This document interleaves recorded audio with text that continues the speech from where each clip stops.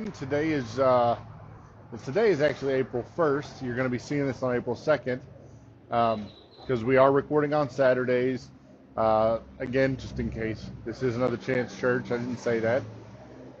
And so we're out in the public. In case you haven't been with us for a while, or this is your first time or whatever, we're street preaching. Is what we're doing these days.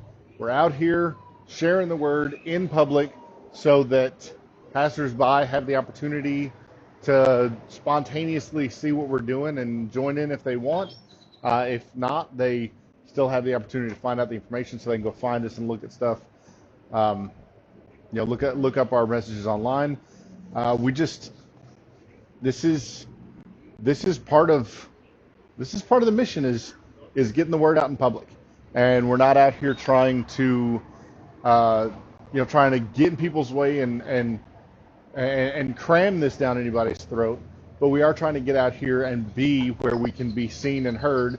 And to that end, we again want to thank the owners of Salty and Sweet and Blacksmith Grill, because they've given us a place where we can record, where we can be in the public, but be on private property and not be blocking sidewalks or anything like that. Because again, like I said, we're out here to bring this to the people that want to hear it, who might not know or realize, but might just kind of organically come across us and decide to join us.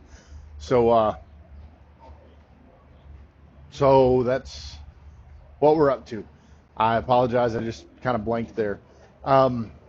Again, if this is your first time, or if you haven't taken the time, or if you're, for whatever reason you want to know about us, you can visit the website, accboerne.com. It'll tell you all our belief system, tell you how to contact us. If you have any more questions, you can bring them straight to us. We have a giving page there. We would be honored if you chose to visit us on that, or if you chose to take part in that. Sorry, I've got distractions going, and I'm letting them get to me today like more than they normally do. But yeah, check that out if you would like. You can also find ways to contact us. We also want to hear from you about prayer requests. If you've got a request, we want to help pray with you about it. If we can, we would love to pray publicly on film and call that out in front of people. But if not, that's cool too. Just tell us which way you want to go with that. We will respect those wishes. We are going to continue this week with the 5 major speeches that the book of Matthew is written around. The 5 major speeches that Jesus gave throughout his ministry. So that's what we're going to touch on this week, and there's going to be a lot this week. It's one that I would normally probably break into at least 2 parts. However, it's important because next week is going to be Easter. We're going to leave this subject for Easter and talk about the story behind Easter itself. But this one just fits. It just feels like it needs to be covered before we get to that one, and hopefully you'll see why, like I do. But with no further ado, I'm going to ask my wife Micah to come and pray for the service, and then we will jump into the content for today.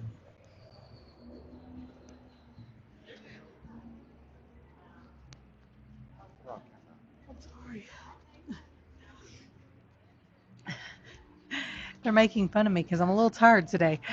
I had a busy week. I'm a little in and out, being sleepy from driving a lot this week. But I do not remember Pastor mentioning that we finally have a set time. We've been in and out a little bit this week, or last several weeks, because we've had things going on, family stuff, different stuff. We have a set time. So every week, for people who want to start meeting back in person, at Salty and Sweet, we will be here at 11 a.m. Okay. Anyway, yes, Saturdays. Sorry. He may have said it. I may have missed it. But let us pray for service anyway. Lord, thank you for bringing us today and getting us out in the fresh air. Just please be with the service. Be with our unspoken prayer request. and just be with all those in need. Please be with our daughter Tatum. She's having some dental work done this week, and she is terrified of the dentist. So just help get her through that. In Jesus' name, amen.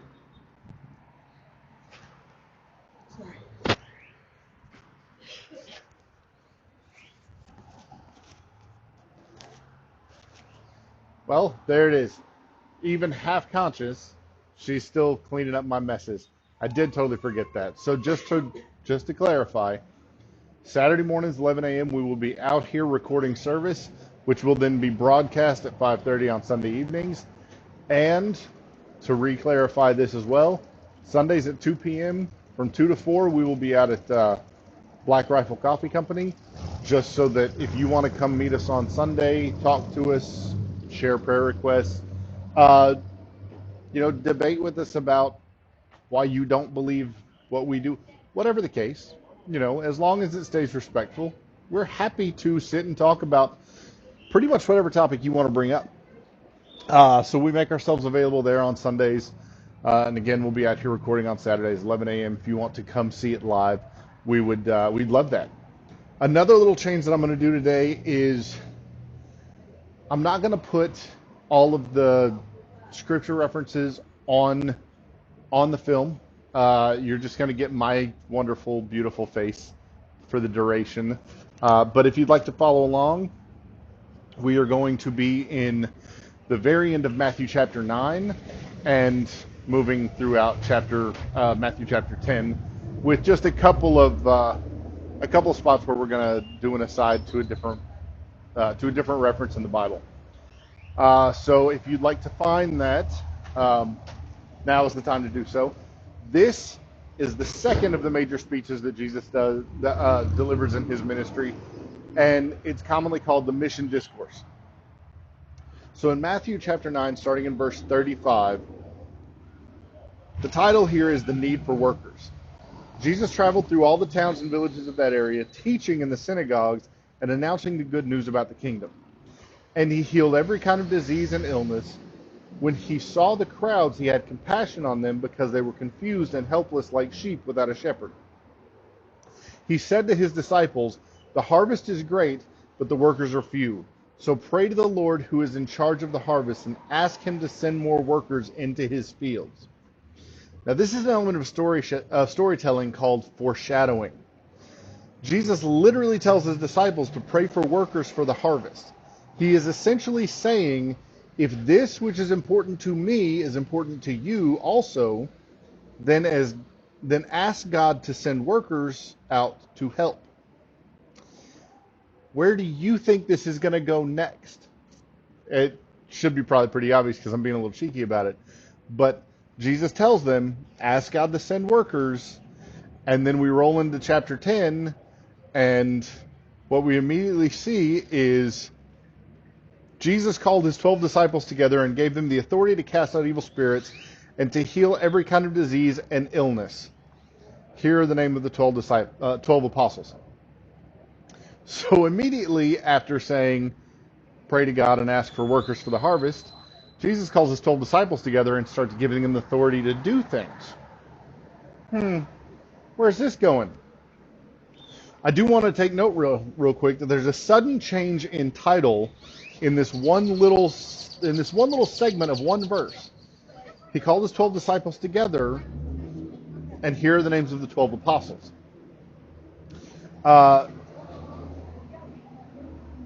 Disciple means a student, a follower of a teacher.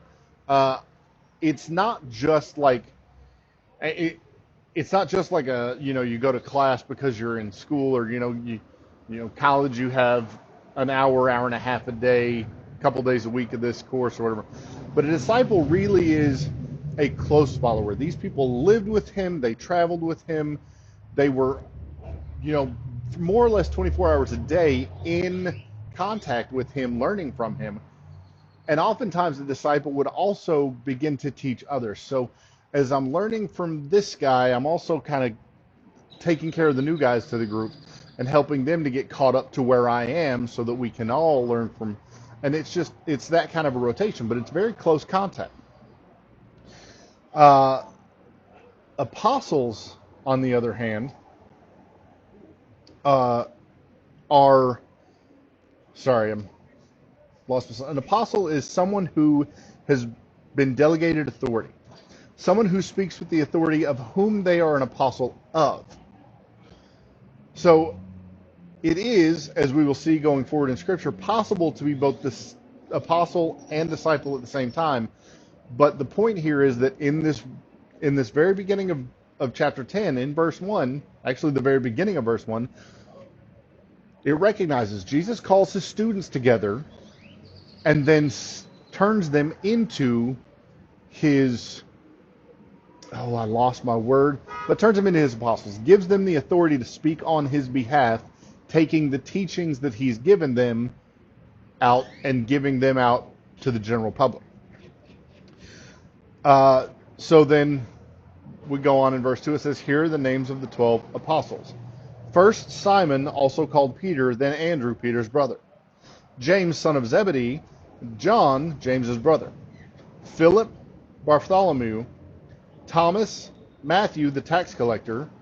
James, son of Alphaeus. Thaddeus, Simon the Zealot. Judas Iscariot, who later betrayed him. Now, as I read it, and as you kind of see when you're reading through the text yourself, the apostles are named in pairs, and likely they were sent out that way in those pairs. So, Simon and Andrew, James and John, Philip and Bartholomew, Thomas and Matthew, in the pairs listed here, probably how they were sent out. I say this because if you go into Mark chapter 6 and verse 7, which is a retelling of this same event, it says, and he called his 12 disciples together and began sending them out 2 by 2, giving them authority to cast out evil spirits. So if we take both stories and put them together, we realize they're being called in pairs here, and then the other telling of the story, they're being sent out in pairs. This is probably how they paired off. So then moving on into chapter 5, these are the instructions. Jesus sent out the 12 apostles with these instructions.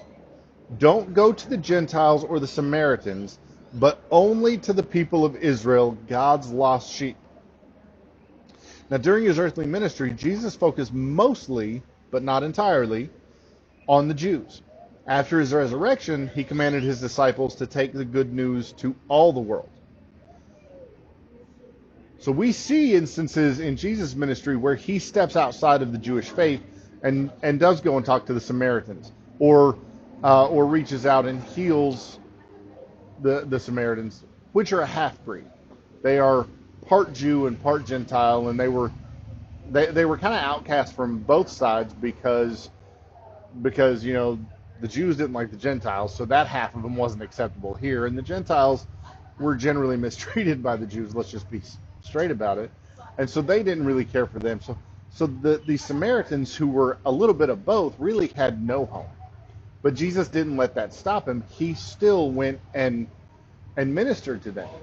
And then the Gentiles, we see one of the miracles right after the Sermon on the Mount, between the end of the Sermon on the Mount and where we are now in the book of Matthew.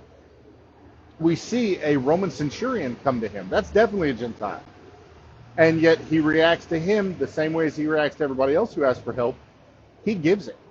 He doesn't tell him, I'm not going to help you because you're not a Jew, or this is not for your kind, or that's not how he reacts at all. He just helps him. So Jesus is not saying this is not for the Samaritans or the Gentiles. He's just telling them at this time, focus on the Jews. That is the first thing that I want you to think about, the first people that I want you to talk to. Paul mimicked this pattern by entering a new town and teaching at the synagogues first, and then he went out to the Gentiles of that town. So Paul, who didn't even know Jesus in life, but after Jesus' ascension and all that, he still mimicked this same kind of thing, and I have a theory as to why. I think there are several reasons for this pattern. First, the Jews were supposed to be watching for the Messiah. They were supposed to recognize what was going on.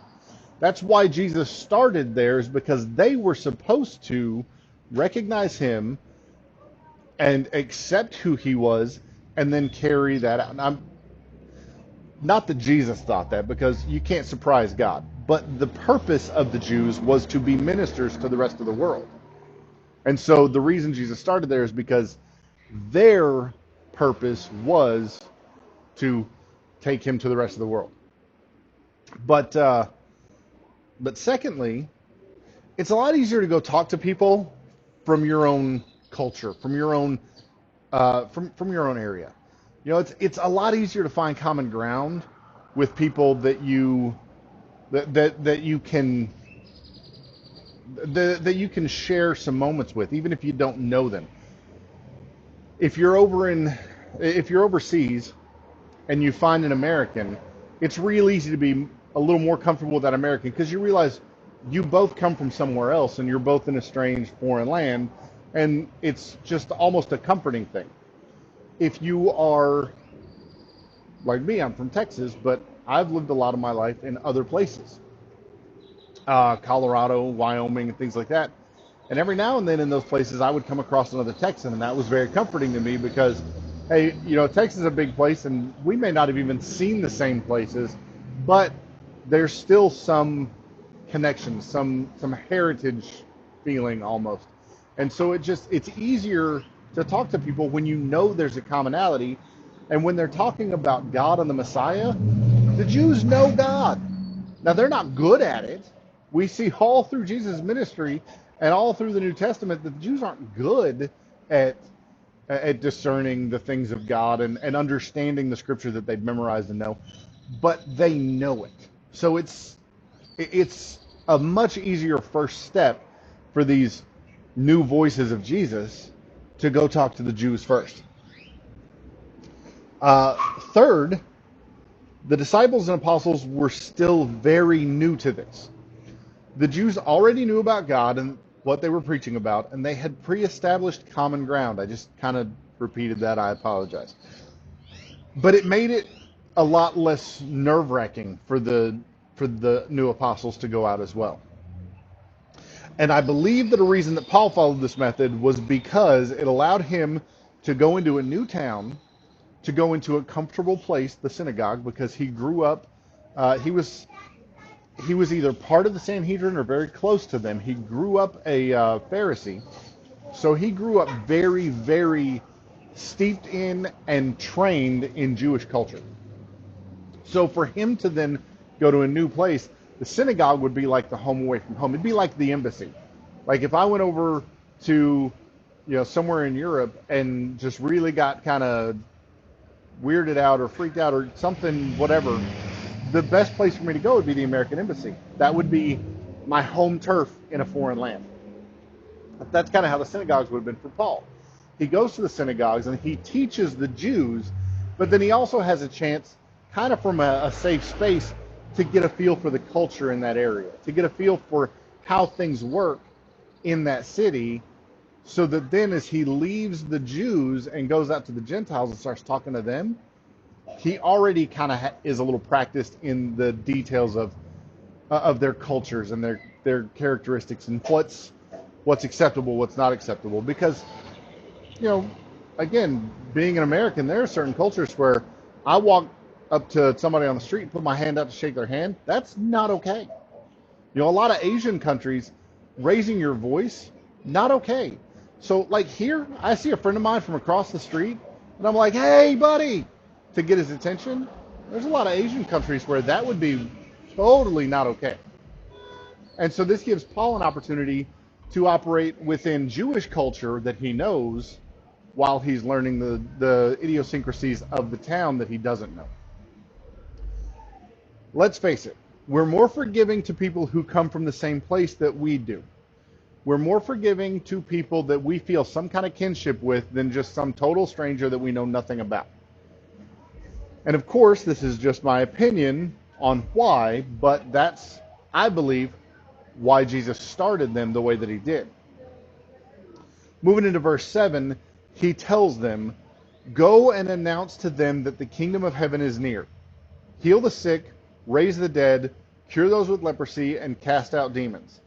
Give as freely as you have received. Don't take any money in your money belts, no gold, no silver, or even copper coins. Don't carry a traveler's bag with a change of clothes and sandals or even a walking stick. Don't hesitate to accept hospitality because those who work deserve to be fed. Now I want to go back up to the top of this real quick. Go and announce to them that the kingdom of heaven is near. That is the only message that Jesus gives these 12 apostles before sending them out. He doesn't go out and tell them, this is the entire doctrine, and this, and this are the things that they need to know, and these are the things that they need to change. The only thing he tells them is, go tell them the kingdom of heaven is near. Open your eyes and realize that this thing you've been studying all this time, that God, he's closer than you think. And it's time to start paying attention. That's it. And even that is, me stringing it out. Kingdom of heaven is near. That's the message. It's not complicated.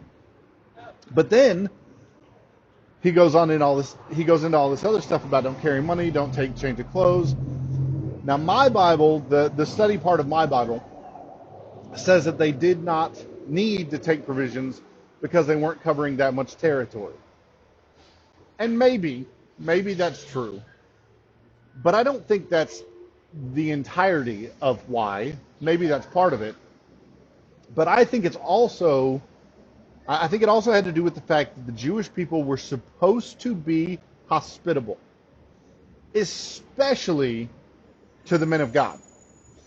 The following verse tells these men how to determine whether or not the people or towns are worthy or not. Voluntary hospitality or inhospitality would be a pretty clear indicator. So going on into verse 11, whenever you enter a city or village, search for a worthy person and stay in his home until you leave town. When you enter the home, give it your blessing. If it turns out to be a worthy home, let your blessing stand. And if it is not, take back the blessing. If any household or town refuses to welcome you or listen to your message, shake its dust off from your feet as soon as you leave. So how were they to determine if the house was worthy of the message or not? Simply, did they accept us in? Did they recognize that we were men of God? Did they show us hospitality? And did they listen? Did they take care of us? Did they pay attention to what we were saying? Again, pretty simple. They were to actively look for people of high reputation because that would lend local credibility to their message.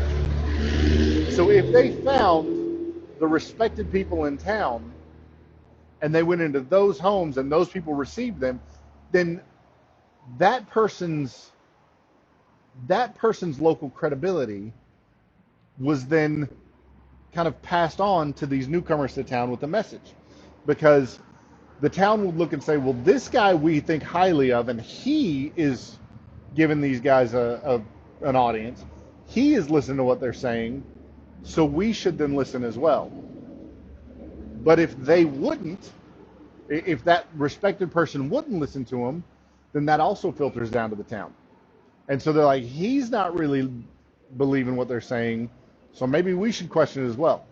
And that's where Jesus is saying, if it's a worthy home, stay there, preach, tell them what I've showed you. Give them the message I've sent you with. If they don't receive you, if it's not a worthy home, then leave, because there's nothing you can do in the amount of time that you're given.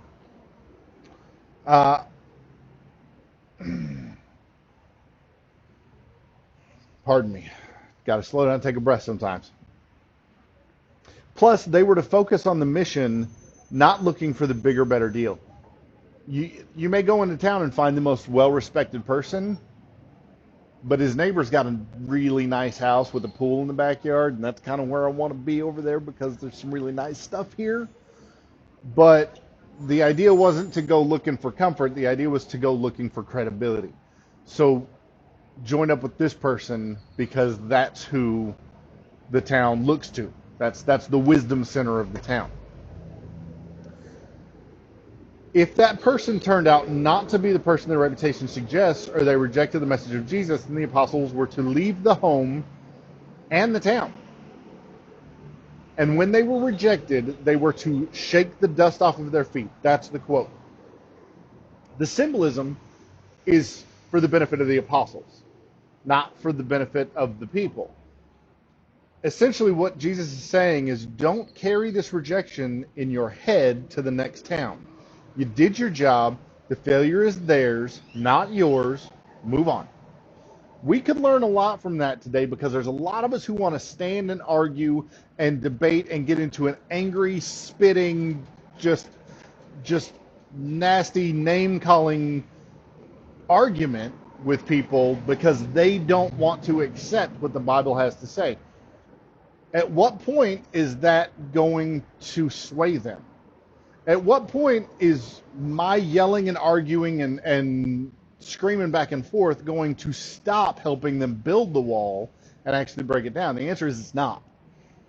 My job is to bring the message. Your job is to receive it or deny it. If you receive it, I'm happy to keep talking to you. If you don't receive it, my job is to move on to the next person who might. And that is hard for me, because you are a human soul that needs Jesus. I am a human soul that needs Jesus. It's very hard for me to accept that you're not going to accept that, and that there's really nothing I can do. But especially once it becomes heated, I have lost any opportunity to really be of any benefit to you. It just, all I'm really doing is making it even harder for the next person who might have a chance to get through to you, but I'm standing here and I'm covering up their opportunity as well, because the next time, because when they show up, you're going to remember me and how belligerent and awful I was to you, and whatever. You get the point. Give the word, and if they refuse it, move on. It's okay. God's not surprised by it. You might be, but he's not. And then don't take that rejection into the next encounter you have. I've tried sales many times in my life. I'm not good at it. I'm not, it's not a career path that I'm ever going to take because I stink at it. But I did hear something one time. I heard a salesman tell me, he said, I accept that on average, out of every 10 people that I pitch to, 9 of them are going to tell me no. Out of every 10 people, I'm going to have a 90% failure rate in selling the product I want to sell to that person to them. Now, I don't know if that's statistically accurate, but just working on those numbers, what he said was this. A lot of people will get 3, 4, 5 no's, and they'll start to lose their steam. They'll start to question whether or not this is their thing to do. He's like, no, I get to 3, 4, 5 no's, and I'm just looking for number 6. Come on, I'm going to talk to you, and I want you to tell me no, because that's number 6. And I'm going to go talk to this person. They're going to tell me no, and that's number 7, and then number 8, and then number 9, and then I've got my yes coming. That 10th person's going to buy in. But if I carry that rejection from number 5 into number 6, then I'm not going to be as effective with number 6. And then I carry that rejection into number 7, and I'm going to be even less effective there. And I carry that rejection into number 8, and I may not even get to number 10. And that's what happens to me when I get into sales, is I very rarely get to number 10, because 3, 4, and 5, I'm not. That just kills it. And in the few times that I have been successful in sales, other things have broken the deal. That's not really pertinent to what we're talking about. So never mind. Point is, Jesus is telling them, you're not gonna get them all. You're not gonna get them all, because they're going to decide not to let you, and you can't let that stop you. Going into verse 15, he goes on to say, I tell you the truth, the wicked cities of Sodom and Gomorrah will be better off than such a town on the judgment day. So he tells them, if a city refuses to hear you, move on, because they have their own bad time coming, because they're Jewish. Because Sodom and Gomorrah were not Jewish cities. They were really messed up towns and did some really crazy off-the-wall stuff. And when the angels of God came in to retrieve Lot, these towns were off the charts evil. And I'm not going to go into all that right now, probably at some other time. But I mean, we look at Sodom and Gomorrah and we're like, oh my goodness, their awful level is here. And then we look at this and we're like, they're just talking to Jews who won't listen to them. That's kind of down here somewhere. But Sodom and Gomorrah didn't know anything about God. They had no reason to know anything about God. They weren't God's people for sure. They weren't raised up and formed as city-states based on their faith in God and his help to them. The Jews were. So for Sodom and Gomorrah to reject God was the same as rejecting any of the other gods. They didn't know any better. But for the Jews to reject their God and the message that the Son of God brought to them, that's a whole different ballgame. That is a huge, just a huge whiff on the whole we are God's people mindset that they had. That it just shows how out of touch they were with who they were really supposed to be. Then in Matthew 10, verses 16 and through 26, God moves on to precautions or persecutions are coming. Sorry, big truck. We'll just give that a minute. He goes on into a section that is titled Persecutions Are Coming. Verse 16, he says, look, I am sending you out as sheep among wolves. So be shrewd as snakes and harmless as doves. Well, there's a lot to take down. There's a lot to break down in this short verse. Number one, sheep among wolves. Does this mean that Jesus intended for the disciples to be gobbled up by the world that they were sent to minister to? No, I don't think so. You know what I've got here? I don't think so. But the answer is no. That was not his intention. He wasn't telling them that I'm sending you out to sacrifice you for no good reason, whatever. That's not what it means at all. What it means is Jesus is telling them not to go out and aggressively force their new faith on people as the other world powers and religions had done throughout history. Throughout Jewish history. Other countries have come and taken over. They've either carried them off into exile or they have occupied Jewish territory, either way enslaving the Jews, and oftentimes demanding that the Jewish people pay homage to and kneel down and worship the gods that they brought with them. The Persian gods that they brought with them, the Babylonian gods that they brought with them, the Roman gods that they brought with them. Time and time and time again, this very people group has seen conquering forces come in and shove these other gods down their throats, whether they wanted them or believed in them or not. And Jesus is telling them, don't do this. Don't go out there and be wolves among wolves, because then you're just a face in the crowd. He said, I'm sending you out as sheep among wolves. Sheeps. I'm better than that. Sorry. He says, I'm sending you out as sheep among wolves. Instead, if we look at the context, he is saying, spread the word to those willing to hear and leave those unwilling to their own fates. Same thing he just said when he said leave the towns. Pay attention to the ones who want to hear what you're saying and don't try to get up in the face of the other people. And I mean, it's like I said with what we're doing here. We're not out there on the sidewalk where people have to move around us or trying to block people from being able to move. I'm not even facing the sidewalk. I'm talking to the wall of a building. And if somebody hears it and wants to, now I've got a sign out here that says, please join us. Tells them who we are, tells them where they can find us online, and absolutely says, please join us. But I'm not out there yelling at people and trying to force them to hear what I'm saying.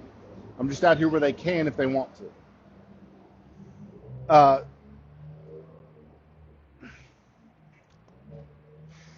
There's actually a video that a friend of mine at work was showing around earlier this week. I'm going to have to clean it up a lot. But it's kind of pertinent. And the dude in the video says, there are 3 places in this world you can live free. Or live rent-free. Out my business, out my way, and out my face. Rent-free. All 3 of those places. And that's kind of what Jesus is saying here. He says, hey, take the message out there. But don't get in their business about it. That's another thing for another time for maybe other people. Is don't get in their way about it.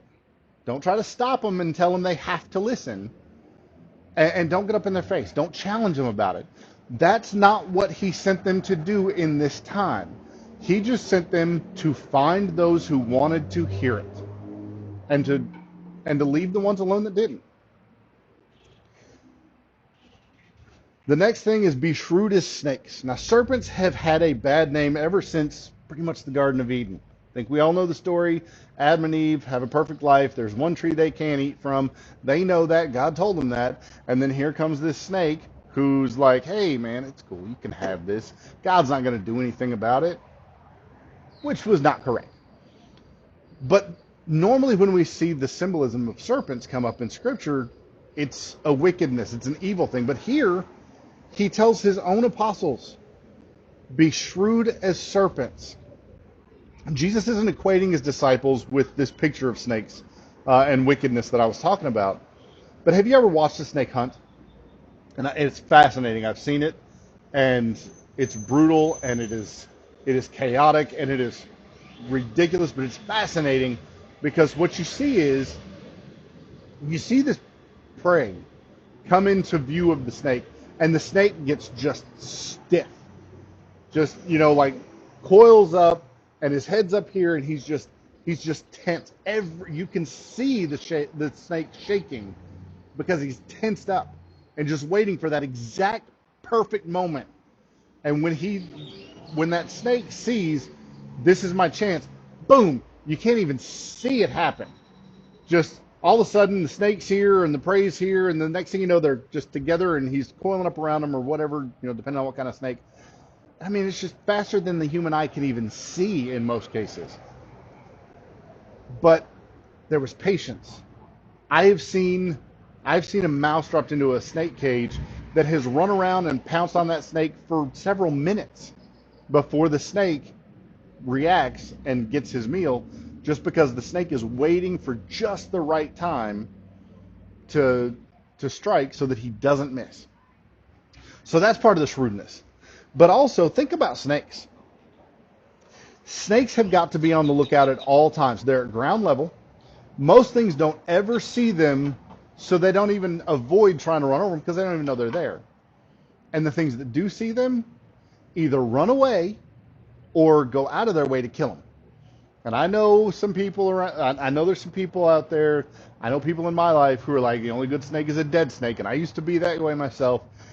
And there's some snakes that you just cannot get me to not kill if I have the opportunity, because that's just going to be a problem for people later on.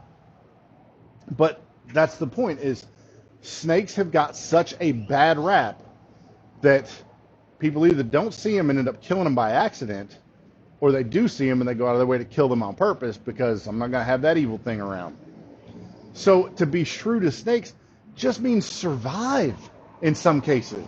Just be on the lookout. Keep your situational awareness at a high level, because there are things out that are going to kill you before you even realize they're there if you're not careful. Pardon me. Where am I at here? I'm just walking all over stuff. Jesus was telling these men to maintain high situational awareness. Sorry, I'm repeating myself.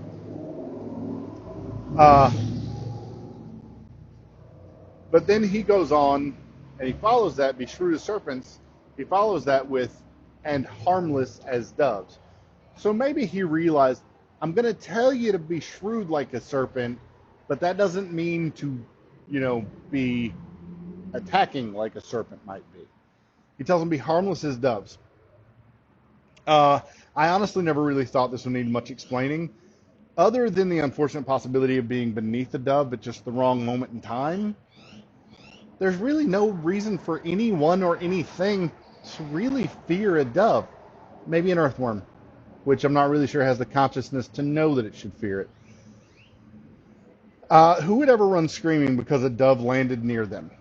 Other than maybe that one popular TV character, Sheldon Cooper, who has a bird phobia. But honestly, of those of us who are real and everyday common people, a dove lands on the park bench next to you, are you going to get up and run away screaming? Are you even going to give it much of a second thought other than, hey, that's kind of cool, he just landed right here next to me?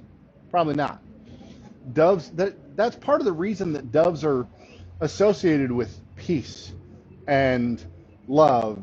And, you see white doves released at weddings. You see a dove with an olive branch in its beak to symbolize peace and peace treaties and stuff like that, because doves aren't harmful. They're not scary. They don't do anything. I mean, they're not anything that anybody sees in an aggressive kind of animal. We should strive to be just as non-threatening to people while maintaining a relationship hugely threatening to our actual enemy. So to those of us around us, they should see us as harmless as doves. No reason to run away. I may not pay you much attention, but I don't have any reason to fear you. I don't really have any reason to stand up and be angry with you. Although, as I mentioned, that earthworm, that natural enemy of the dove, that natural prey of the dove, has reason to fear. Because that dove can do something there. After that, he says, starting in verse 17, he says, "But beware, for you will be handed over to the courts and will be flogged with whips in the synagogues. You will stand trial before governors and kings because you are my followers. But this will be your opportunity to tell the rulers and other unbelievers about me." God would ultimately use the rejection and persecution from the Jews to place the gospel in front of the Gentile world. He would use the anger and mistrust and just absolute denial of Jewish people, the hatred even of the Jewish people, to place people in front of Gentile leadership that would then become widely talked about because of the person they're in front of. Again, the most well-respected in the town, and that's who they're in front of. We see this with Peter, Paul, John, etc. All these guys wound up, Paul was in prison, but he wound up in front of Caesar. Peter was in front of the Sanhedrin. He was in front of local monarchs, and I mean, John was boiled in oil after an encounter with the leadership in wherever he was. I can't think of it right now. Jesus himself was in front of Pilate, and then Herod, and then, it escaped me, but he was in front of several leaders in the same one-night mock trial that he was a part of before his crucifixion.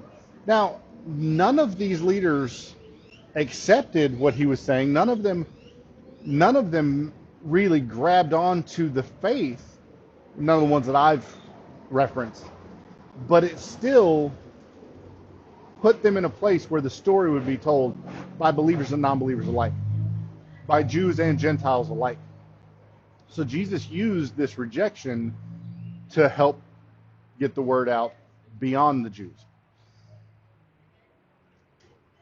And then going back in verse 19 and moving on, he says, "When you are arrested, don't worry about how to respond or what to say. God will give you the right words at the right time.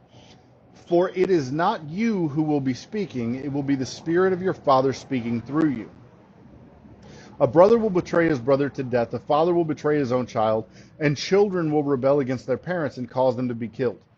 And all nations will hate you because you are my followers. But everyone who endures to the end will be saved.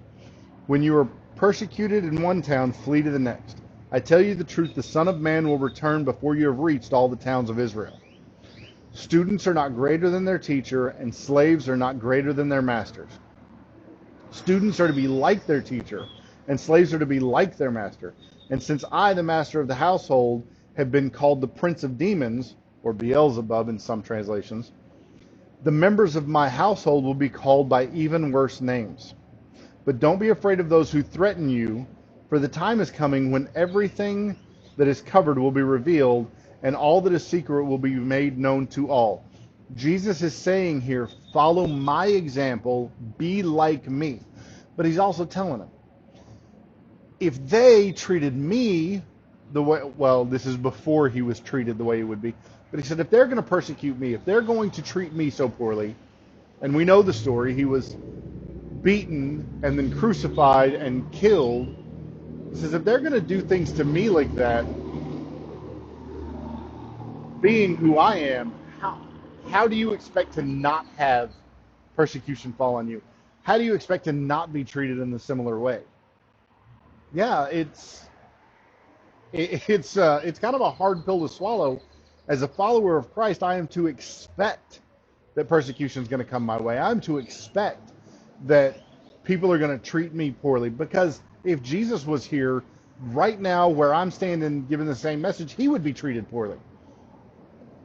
How do I expect to escape what he knew he was going to face? And if this life was all I had to think about, then that might be enough to stop me.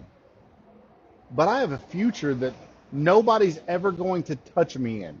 I'm never going to have any pain. I'm never going to have any persecution. I'm never going to have any illness, any of that at that time. So what I have to endure here on his behalf, it's so finite in comparison. You know, in the moment, it may really be awful, and I hope I never have to face that, but I realize that I may. And it may be awful in the moment, but you know what? I have a future that's not going to mean anything in. It's going to be so out of my thoughts that it's temporary. It's just any bad I have to do is temporary. Any bad I have to endure, not do. Let me read just before anybody jumps on that one. But any bad I have to endure is temporary. Moving on, Matthew 10:27-31, Jesus teaches the fear of God. What I tell you now in the darkness, shout abroad when daybreak comes. What I whisper in your ear, shout from the housetops. What I whisper in your ear, shout from the housetops for all to hear. Don't be afraid of those that want to kill your body. They cannot touch your soul. Fear only God, who can destroy both soul and body in hell. This should not need repeating, but it is a favorite dodge from naysayers, even though they all know it's a moot argument. I've heard this so many times. It's come up so many times. Oh, why should you have to fear God if he's this loving God and blah, blah, blah? Why should you be afraid of him? It's not that kind of fear. Fear, when we speak of God, is one of those lost in translation situations where there's not a good English word to translate what originally meant intense respect, like one would show to a king or some other high official. It's not a, oh my goodness, the boogeyman's going to get me. It is, would I act this way in front of the king of the land or the president of our land or whatever official? If I was in court and a judge was going to decide my fate, how would I act there? Would it be a respectful way, or would I act like an absolute turd? Some people literally choose to be a turd. I've seen it. It boggles my mind, because you cannot expect a good outcome from the person who's deciding your fate if you're going to act like that. But most people, normal people, would have a healthy fear of what that person in that bench, in that black robe, can do to me, and I'm going to do everything I can to incur their mercy, not their wrath. Today's culture seems to have no respect for anyone, even superficial. Even just that, I'm going to be nice because you have power to do stuff, and that's the only reason.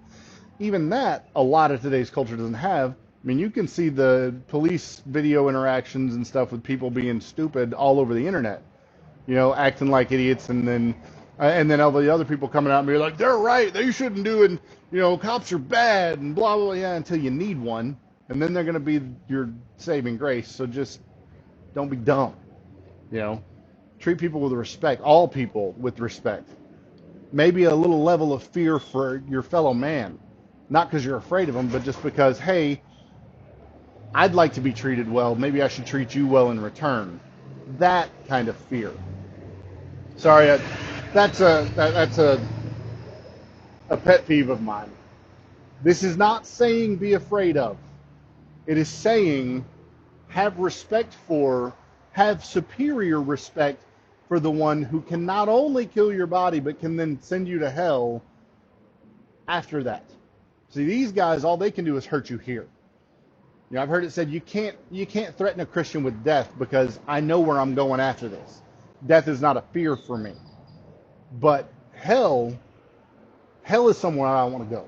That's something I don't want to experience because it's forever. It's eternity. And that would become a legitimate be afraid of fear for me if I thought that was in my future. I don't. I believe that I have found the way to avoid that. Moving on. Let's see. In verse 29, he goes on to say, "What is the price of 2 sparrows? 1 copper coin?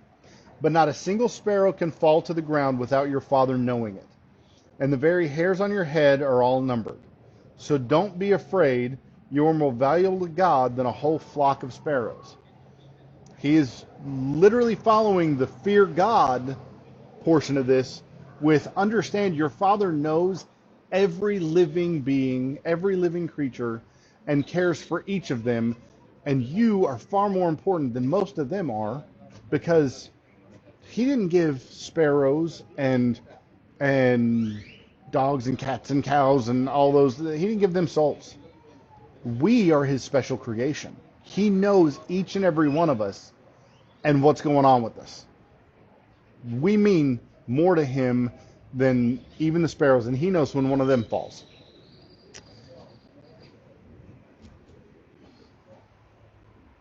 In verses 32 and 33, it says, "Confess Christ before men. Everyone who acknowledges me publicly on earth will also acknowledge before I will also acknowledge before my Father in heaven. But everyone who denies me here on earth, I will also deny before my Father in heaven." This goes deeper than just saying you believe in Jesus. I've said it before. If you truly have an encounter with Jesus, if you truly give your life to Jesus, you will be changed. There will be something different about you. And it will continue to change, and you will continue to grow. If you have not had that transformation, if you're acting the same way after meeting Jesus that you did before meeting Jesus, then all you did was meet him. You didn't really accept him. You didn't really go in on it. If you're not transformed, you're not really his. And that's what this is saying is, even if you say you know me, if you live like you don't, then you're denying me. And I'm not gonna go to bat for you with the Father if you're not gonna go to bat for me in the world.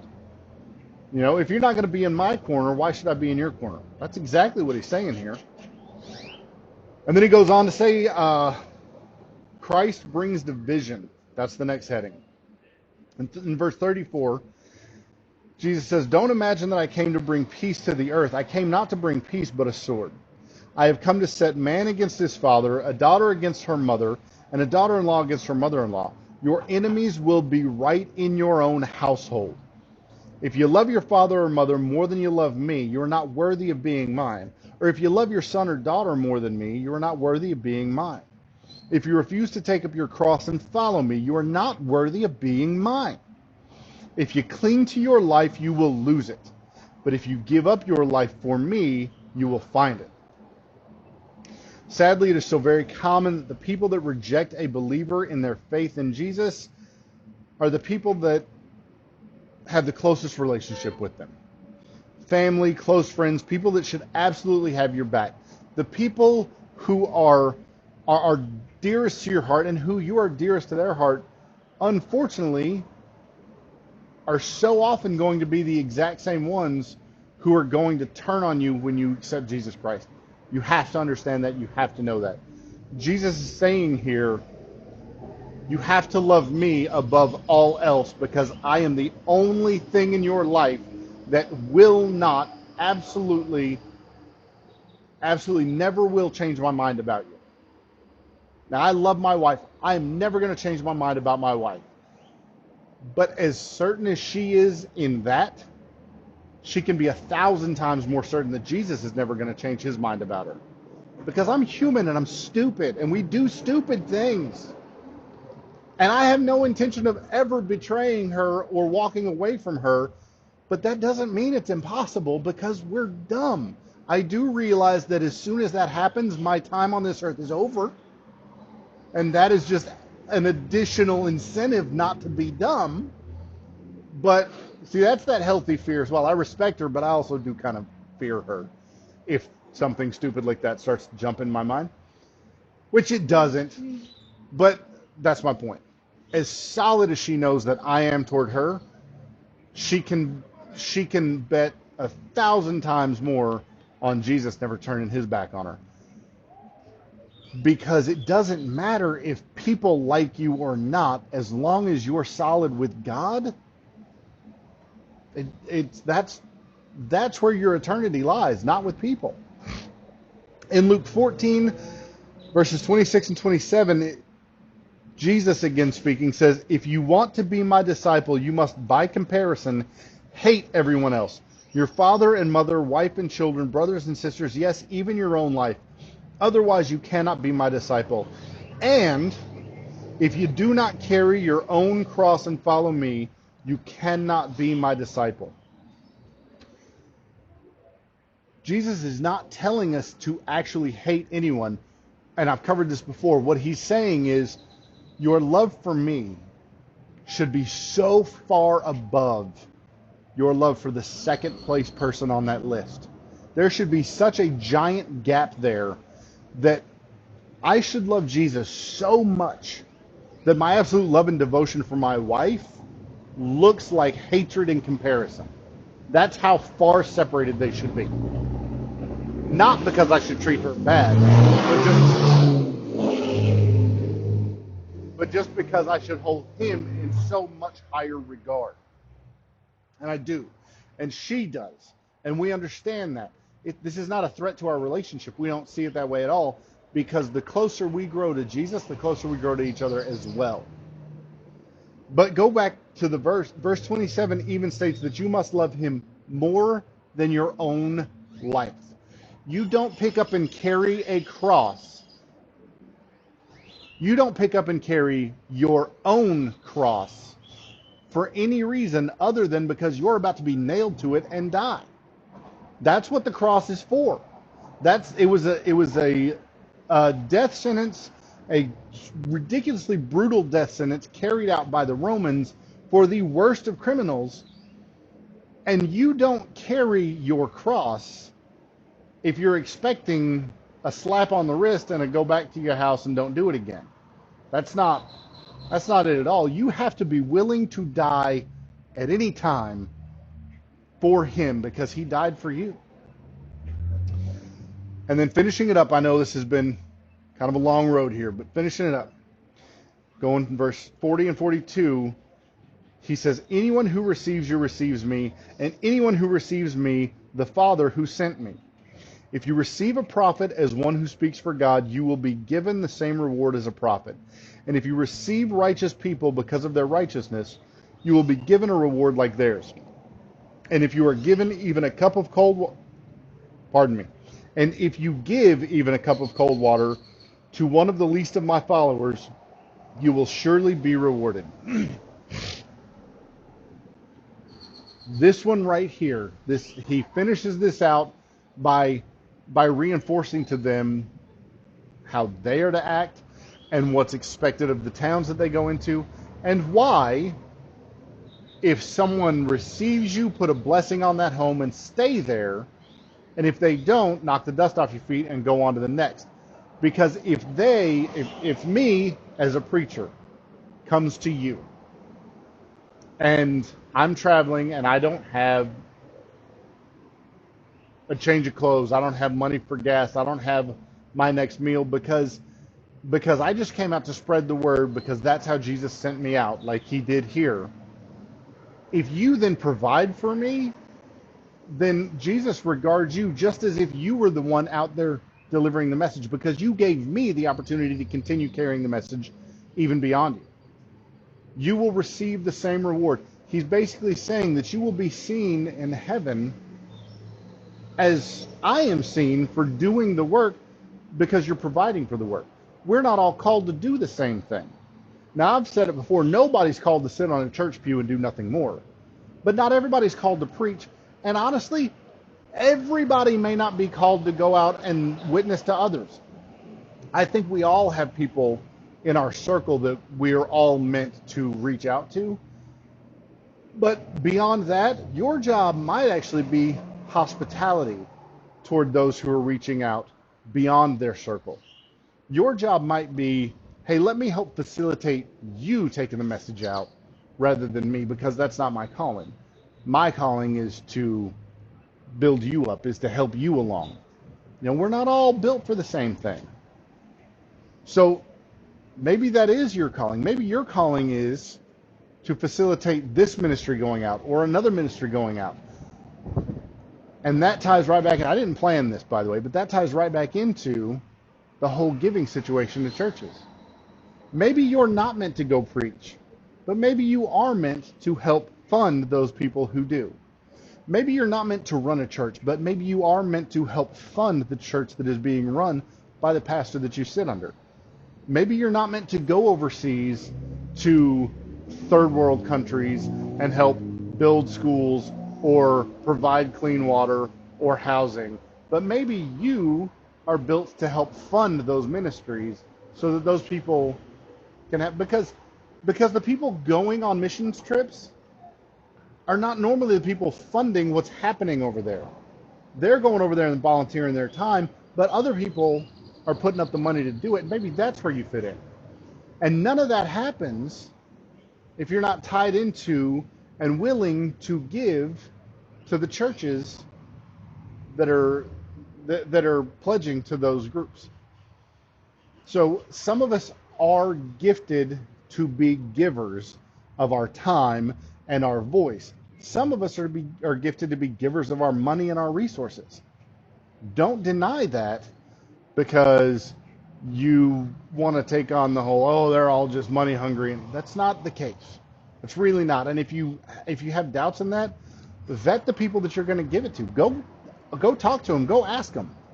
Now, I can't say that I'm going to open the church books to you, but I'm happy to be very transparent about what we do with the money. I'll tell you right now, I don't receive a salary. I hope one day that I will. I hope one day that this can be my full-time job.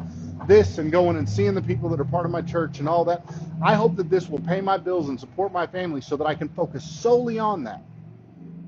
But right now, we can't do that. Right now, ACC can't afford that. I'm happy to be transparent about those things because it is your giving that drives the message out. And Jesus sent these guys not only to take the word out, but also to give those people who are gifted in giving an opportunity to show their hospitality to them. That's exactly what this is saying. If you give to righteous people, even though you're not the one doing what they're doing, your provision for them is seen the same way in the kingdom. I encourage everyone to get better mufflers. I'm sorry, I encourage everyone to go in prayer and go study scripture and to seek out your personal gifting. What is it that you are meant to do, and then follow that? Matter of fact, I was introduced to some different spiritual inventory tests and stuff that can actually kind of help you. It's basically like a spiritual aptitude test. It tells you where you should be concentrating your time. What is it that I am gifted with? And you know what? You might take that today and it says this, and then as you mature and you change over the next few years, that may change as well. You're not necessarily just gifted in one area forever, but it is important for you to know where your gifts lie and then to cultivate that, to accept that and to dive into it. And you know what? You want to reach out and talk to us? I can help direct you into some of those. But we just encourage you to reach out and talk to us. Find your gifting. We'll help you pray about it if you want. If you've got other prayer requests, please bring them to us. We will be out at Black Rifle every Sunday, out here at 11 a.m. every Saturday. Next week we will be doing an Easter service rather than the discourses, the 5 speeches, and then we'll jump back in it the following week with the speeches. But